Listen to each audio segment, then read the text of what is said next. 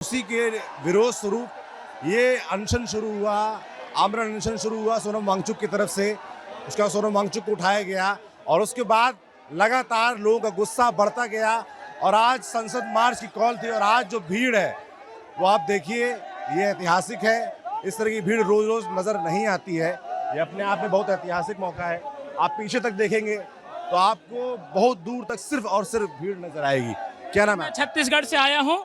छत्तीसगढ़ से जो है बस्तर संभाग के कांकेर जिले से। ये जो तानाशाही है केवल केंद्र सरकार में नहीं है, जहाँ जहाँ बीजेपी की सरकार है वहाँ भी शिक्षा व्यवस्था को लेकर के पूरी तरीके से तानाशाही है। मेरे छत्तीसगढ़ में शिक्षा व्यवस्था की ऐसी की तैसी वहाँ की जा चुकी है। 3 सालों में 3 शिक्षक मंत्री बदलने जा चुके हैं। तो ये जो शिक्षा की व्यवस्था है, शिक्षा की नींव को है बीजेपी की सरकार अर्थात भारतीय जुमले पार्टी की सरकार जो है केवल जुमला दिखाना चाहती है और युवाओं को ठगना चाहती है। युवाओं को जो है शिक्षा की जो रीढ़ की हड्डी है उसे तोड़ना चाहती। बताना चाहूंगा कि छत्तीसगढ़ में डीएड बीएड जो प्रशिक्षित युवा हैं वो विगत 206 दिनों से नियमित आंदोलन करते आ रहे हैं और वहां पर जो शिक्षा मंत्री है उनके कानों में जू तक नहीं जा रही है। यहां तक कि सुप्रीम कोर्ट और माननीय उच्च न्यायालय के आदेशों का भी वहां पे अवहेलना किया जा रहा है। उनके आदेश आने के बाद भी शिक्षक भर्ती के संबंध में वहां की सरकार जो है निकम्मी बैठी हुई है।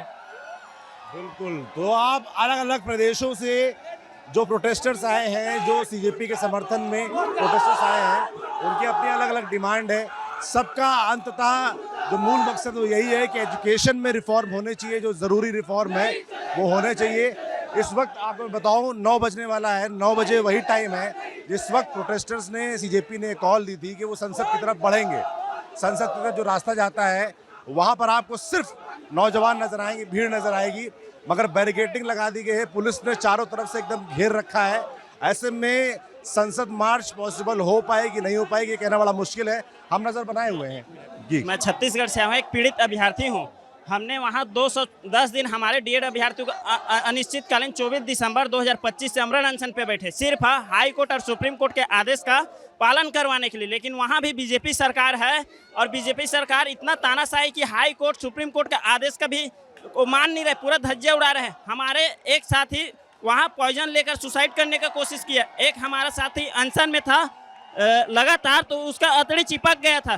2 बार उनका ऑपरेशन हुआ है। उसके बावजूद भी वहाँ का तानाशाही बीजेपी सरकार हम डीएड अभ्यर्थियों को नियुक्ति नहीं दे रहा है। मतलब वहाँ 10,463 स्कूल को बंद कर दिया गया है और युक्तिकरण होता है। जो प्राइमरी स्कूल में जो पहले 4 टीचर का सेटअप था, उनको सेटअप 1 टीचर और 1 प्रिंसिपल कर दिया। आप बताइए 5 क्लास को, जो गरीब मध्यम वर्ग के बच्चे हैं उनको 5 क्लास को 1 टीचर कैसे पढ़ाएंगे?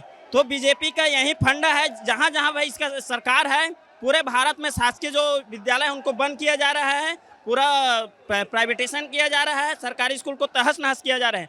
हम वहाँ 210 दिनों से प्रोटेस्ट में है, लेकिन वहाँ के बीजेपी सरकार के कानों तक नहीं जा रहे हैं। वहाँ 300 से अधिक हमारे भारतीय हॉस्पिटलाइज हो गए, तबीयत खराब हो चुका है, किसी का अतड़ी तो किसी का हार्ट में दिक्कत। लगता है इस प्रोटेस्ट से कुछ होगा? बिल्कुल होगा, इस प्रोटेस्ट से जरूर होगा। धर्मेंद्र प्रधान को इस्तीफा देना पड़ेगा और उसके साथ साथ छत्तीसगढ़ के जो शिक्षा मंत्री है गजेंद्र यादव, उनको भी इस्तीफा देना पड़ेगा। बिल्कुल। अलग अलग राज्यों से जो भी लोग आ रहे हैं वो अपनी राज्य की समस्याएं बता रहे हैं और उनको लगता है कि अगर इस आंदोलन से जवाबदेही तय होती है शिक्षा मंत्री धर्मेंद्र प्रधान की, तो जो उनके राज्यों में समस्याएं हैं वहाँ भी जवाबदेही तय हो पाएगी। इसी उम्मीद से ये इतनी बड़ी भीड़, दूर दराज से छात्र आ रहे हैं, छत्तीसगढ़ से, राजस्थान से, मध्य प्रदेश से, उत्तर प्रदेश से, बिहार से और साउथ स्टेट से लेकर नॉर्थ ईस्ट से लेकर वेस्ट से लेकर सब जगह से लोग आ रहे हैं। तो ये अपने आप में बड़ा अद्भुत नज़ारा है और जोश जो है